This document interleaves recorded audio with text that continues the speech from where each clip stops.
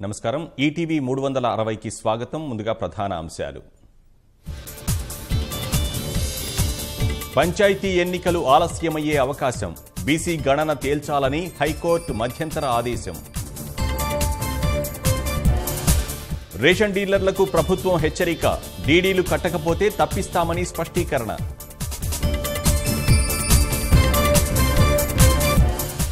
కాంగ్రెస్ నేతలు తీరు మార్చుకోవాలన్న కేటీఆర్. సవాళ్లపై ఎప్పుడూ పలాయనమేనని ఎద్దేవా. రమణ దీక్షితులకు తీతీదే మరో ఝలక్. ఆగమ సలహాదారు పదవి నుంచి తొలగింపు.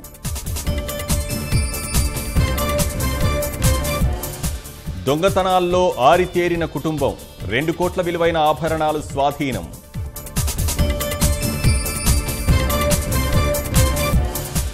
నక్సల్స్ ముప్పుతో ప్రధాని భద్రత కట్టుదిట్టం.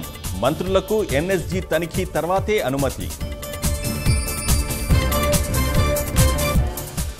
స్త్రీలకు అత్యంత ప్రమాదకర దేశంగా భారత్. థామస్ రైటర్స్ అధ్యయనంలో వెల్లడి.